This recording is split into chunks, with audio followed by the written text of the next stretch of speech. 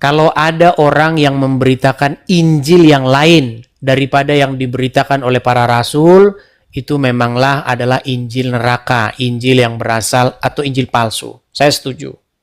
Tetapi untuk mengatakan bahwa saksi Yehova, bukan cuma saksi Yehova, bahwa Kristen sekte ini, ortodoks lah bla bla, membawa pengajaran Injil yang lain, jangan buru-buru.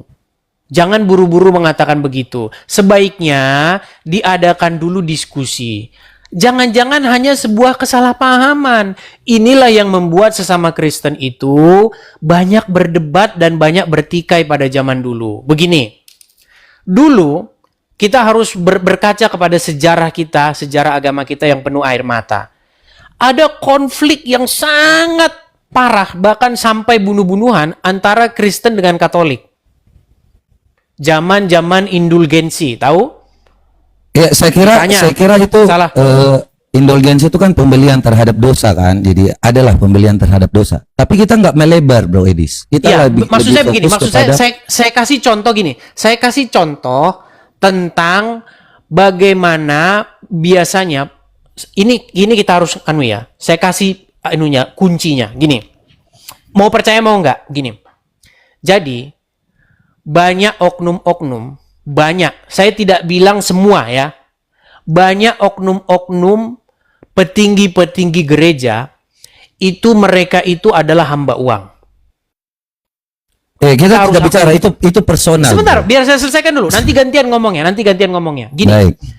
Para pemuka-pemuka agama yang mereka ini hamba uang, biasanya mereka itu akan melakukan framing kepada jemaat. Jangan gereja di sini karena sesat. Nah, dengan modal sedikit itu saja, itu membuat mereka tidak mau ke gereja sebelah karena nanti takut perpuluhan berkurang. Kita harus akui itu. Tetapi banyak juga hamba Tuhan yang betul-betul dia melayani Tuhan dengan tulus, bukan dengan motivasi hamba uang. Makanya saya mengatakan begini, coba sebelum ngomong sesuatu itu sesat, diperiksa dulu dengan sesama. Jangan hanya ikut-ikutan aja. Latah kita mengatakan sesuatu sesat tanpa memeriksa. Terus kita ke esensi. Gini bro, kalau kita ngomong masalah ketidaksetaraan, itu ada. Kesetaraan juga ada. Jadi kalau kita mau ngomong antara Bapa, Putra, dan Roh Kudus, ada kesetaraan, ada ketidaksetaraan loh. Coba, tolong bukakan. Apakah Bapa dengan Putra itu setara? Ya setara dan tidak setara. Jawabannya itu dua-duanya benar. Makanya jangan buru-buru mengatakan sesat. Coba ya.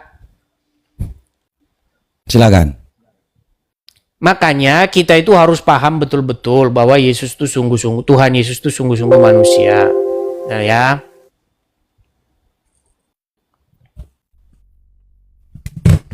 Coba tolong bukakan 1 Korintus 11 ayat yang ketiga. Kita diskusi internal Kristen ya teman-teman ya. Biar orang Kristen gak saling ribut bidat-membidatkan. Ya. Supaya kita ini bersatu gitu loh. Bukan saling bidat-membidatkan. Ya. Tetapi 1 Korintus 11 ayat 3. 1 Korintus 11 ayat 3. Coba dibacakan. Tetapi aku mau supaya kamu mengetahui hal ini, yaitu kenapa dari tiap-tiap laki-laki. Kepala, bukan kenapa. Kepala, coba ulang lagi bang. Oh iya, yaitu kepala dari tiap laki-laki ialah Kristus. Kepala dari perempuan ialah kepala dari Kristus ialah Allah. Oke, saya bacakan pelan-pelan ya, saya bacakan. Tetapi aku mau supaya kamu mengetahui hal ini, yaitu kepala dari tiap laki-laki ialah Kristus. Kepala dari perempuan ialah laki-laki. Dan kepala dari Kristus ialah Allah. Coba, jelas nggak di situ dikatakan kepala daripada Sang Kristus, Sang Mesias adalah Allah? Ya, jelas di sini. Oke. Jadi kalau kita bicara tentang subordinasi, kepala mengepalai, itu ada bang, ada. Jangan buru-buru mengatakan kalau ada orang mengatakan bahwa Yesus, Bapa kepala dari Yesus itu sesat. Bukan. Contoh nih, kepala dari perempuan siapa? Kepala dari perempuan laki-laki. Apakah laki-laki dan perempuan? Sebentar. Apakah perempuan dan laki-laki setara? Setara. Tetapi dalam hal tertentu, hakikatnya sama. Perempuan dan laki-laki itu sama. Tetapi kepala dari perempuan itu adalah laki-laki. Begitu. Dan kepala daripada Sang Mesias atau Kristus adalah Bapa di surga. Jadi ada ketidaksetaraan, ada kesetaraan. Silakan. Jadi kalau kita lihat ya, kita jadi saling melengkapi terkait dengan hal kepala ini. Kita kalau di sini belajar tentang bagaimana supaya ada yang namanya kepala. Yesus itu kan sudah menjadi tubuh kita. Ketika waktu dia menjadi manusia, dia itu menganggap kita itu sebagai setara dengan dia. Padahal dia adalah Allah yang menjadi manusia. Ya, dalam fungsinya, ini jabatan fungsi, bro.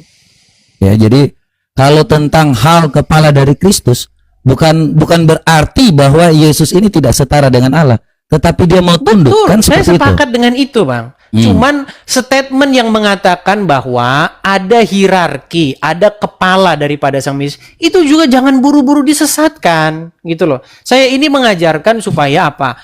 Jangan kita ini buru-buru menyesatkan sesama umat Tuhan, gitu loh.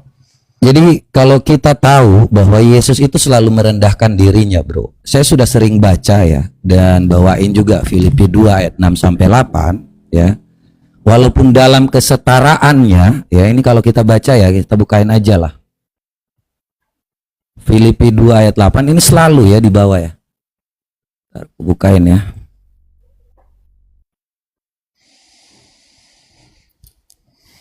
Ini ya. Jadi Yesus itu dalam kesetaraannya jelas ya. Kalau ini dia selalu mengatakan bahwa dia itu harus yang namanya menjadi manusia. Yang walaupun dalam rupa Allah tidak menganggap kesetaraan dengan Allah itu sebagai milik yang harus dipertahankan, melainkan mengosongkan dirinya sendiri, mengambil rupa seorang hamba dan menjadi sama dengan manusia. Dan dalam keadaan manusia, ia telah merendahkan dirinya dan taat sampai mati, bahkan sampai mati di kayu salib. Itulah sebabnya Allah Bapa ya, sangat meninggikan dia dan mengaruniakan kepadanya nama di atas segala nama, supaya dalam nama Yesus bertekuk lutut segala yang ada di langit, yang ada di atas bumi, dan yang ada di bawah bumi, dan segala lidah mengaku Yesus Kristus adalah Tuhan bagi kemuliaan Allah Bapa. Ya, jadi baik, kita ambil satu poin ya. Poinnya gini, bro. Yesus dalam ketaatannya apapun itu, dia selalu tunduk kepada Allah. Makanya Allah itu sangat meninggikan dia. Ya, sampai apakah sekarang? Allah jelas, Allah sampai sekarang meninggikan Yesus. Apakah Tuhan Yesus masih tunduk kepada Bapa? Tentu saja kalau yang namanya dalam hal fungsinya, dia tidak begini. Dia tunduk, tetapi bukan Allah. Ada koordinat antara Allah yang memang dia bawa dia, di atas dia tidak ada. Ya, dia memang mau tunduk. Bukan yang namanya Allah itu bilang bahwa Yesus harus tunduk. Tidak. Dia yang mau tunduk. Contohnya kita berdua, bro. Ya. Anda sebagai seorang manusia, contohnya saya hormati Anda lah. Ketika Anda bilang tolong ambilkan gelas, saya memang itu tidak ada yang namanya mau untuk menundukkan diri, tidak. Saya mau membantu Anda. Contohnya seperti itu. Makanya karena kasih, bro. Sejak semula itu karena kasih. Bukan karena ada yang lebih tinggi, ada yang lebih rendah. Ya.